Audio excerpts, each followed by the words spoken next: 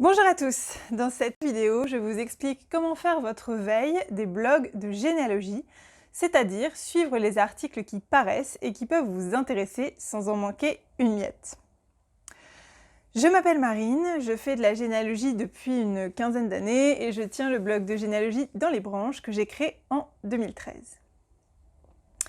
Alors j'ai créé cette vidéo dans le cadre du mois Généathèque, pendant lequel la communauté Généathèque vous partage des conseils, des astuces pour faire progresser votre généalogie grâce au numérique. Aujourd'hui, il existe plus de 250 blogs de généalogie, et ceux-ci publient en moyenne une fois par mois. Ça fait beaucoup de blogs à surveiller et beaucoup d'articles à lire. Même si c'est impossible de tout lire, comment faire pour ne pas rater ce qui vous intéresse? Alors, il existe deux manières de suivre les publications des blogs. Premièrement, vous allez pouvoir surveiller individuellement les blogs en eux-mêmes. Et deuxièmement, vous allez surveiller les thèmes abordés par les articles de blog. Alors d'abord, pour surveiller les blogs en eux-mêmes et leurs publications, quels sont les outils à votre disposition? Alors, certains blogueurs vont vous permettre de vous inscrire à leur newsletter et ainsi recevoir des nouvelles dès la parution d'un nouvel article. Vous trouverez le plus souvent un petit bouton, un lien bien mis en évidence sur leur site pour vous inscrire à leur newsletter ou pour vous inscrire à leur blog. Je vous conseille de faire cet abonnement pour les blogs que vous aimez beaucoup lire, comme ça vous serez averti directement de leur publication dans votre boîte mail. Mais par contre, si vous vous inscrivez à tous les blogs possibles et imaginables, votre boîte, elle va être vite pleine. Donc vraiment, sélectionnez vos blogs coup de cœur et inscrivez-vous à ceux-ci. Petite parenthèse, si vous êtes blogueur, la possibilité de paramétrer une newsletter, c'est pas quelque chose d'automatique sur votre blog. Donc si vous voulez simplifier le suivi de votre blog par vos lecteurs, je vous invite vraiment à paramétrer un système d'inscription à votre blog, un système d'inscription à une newsletter. Alors, si vous voulez suivre plein de publications, plein de blogs, sans saturer votre messagerie, il va exister un outil gratuit qui permet de surveiller dès qu'un blog publie un nouvel article, et cet outil, c'est Feedly. Alors, je vais vous faire une petite démonstration. Je vais aller sur le site internet de Feedly. Donc, le site internet, il est en anglais, mais il existe aussi une application à télécharger sur votre téléphone ou sur votre ordinateur qui, elle, est en français. Pour l'instant, je me suis inscrite à aucun blog et du coup, mon flux est vide. Je vais chercher tout ce qui m'intéresse, c'est-à-dire des blogs qui parlent de généalogie. Donc je tape le hashtag généalogie. Et là, je tombe sur plusieurs blogs. Donc évidemment, j'ai le blog de Généanet, la revue française de généalogie, la Gazette des ancêtres. Donc je vais suivre la Gazette des ancêtres. Et là, quand j'essaye de suivre la Gazette, il me dit que je dois créer un nouveau flux. Donc c'est ce que je vais créer et je vais l'appeler généalogie. Voilà. Donc maintenant, je suis la Gazette des ancêtres dans mon flux généalogie et du coup, je la vois apparaître à gauche dans mes flux. Je vais aussi suivre généalogique. Je l'ajoute dans mon flux généalogie. Et voilà, il apparaît aussi à gauche.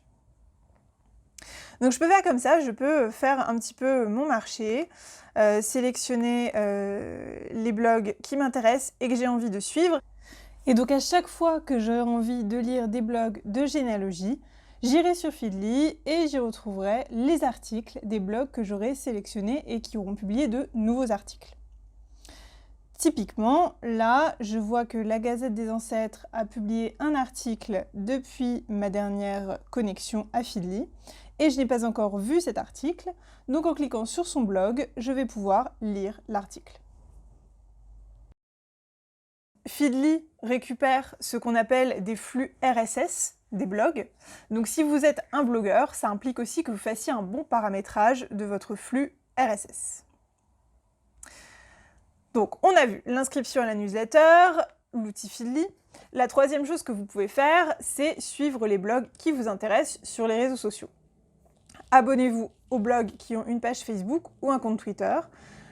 Et comme ça, vous pourrez les suivre quand vous êtes connecté à vos réseaux sociaux. Évidemment, ça implique d'être inscrit sur Facebook, Twitter, YouTube, Instagram, etc. Donc voilà, c'était vraiment pour surveiller des blogueurs en particulier. Pour surveiller des thèmes abordés par des blogs, et par thème, je veux dire par exemple que vous souhaitez suivre tous les articles du challenge AZ ou tous les articles du rendez-vous ancestral. Dans ce cas-là, vous pouvez de nouveau vous appuyer sur les réseaux sociaux en surveillant certains hashtags. Donc hashtag, c'est les mots qui sont précédés du symbole dièse. Pour simplifier ce suivi, je vais vous présenter l'outil TweetDeck. TweetDeck, c'est pour surveiller Twitter.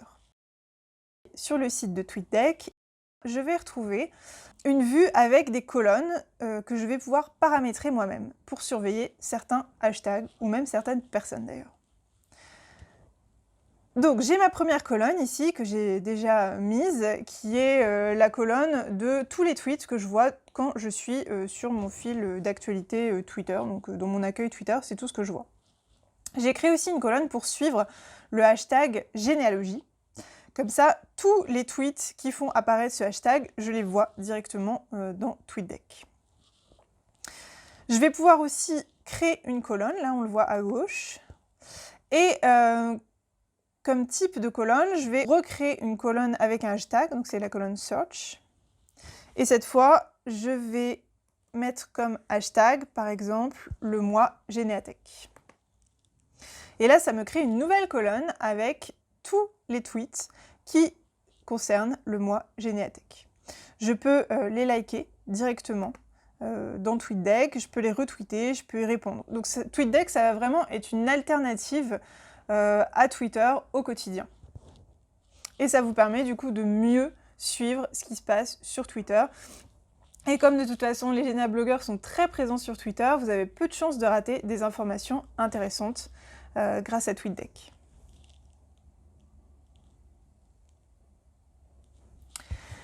Il existe aussi un outil pour regrouper des articles de blog sous forme d'un magazine. Ça s'appelle Flipboard. Sur Flipboard, une personne va créer un magazine et rajouter manuellement des articles dessus. Vous, il ne vous reste plus qu'à suivre les magazines qui vous intéressent. Donc voici quelques magazines à l'écran. Et si je vais sur le site Flipboard et que je cherche le mot-clé généalogie, je vais retrouver différents magazines à suivre. Si je prends celui du Challenge AZ, je vais retrouver tous les articles du Challenge AZ réunis en un seul endroit. Donc du coup, ça va pouvoir m'aider à vraiment faire ma veille. Voilà, avec cette vidéo, j'espère maintenant que ça va vous sembler plus facile de suivre les blogs qui vous intéressent. Je vous invite à poser toutes vos questions dans les commentaires de cette vidéo. Et bien sûr, je vous invite à vous abonner à la chaîne YouTube de Généatech pour ne pas rater nos prochaines vidéos. Merci pour votre attention et à très bientôt sur la chaîne de Généatech.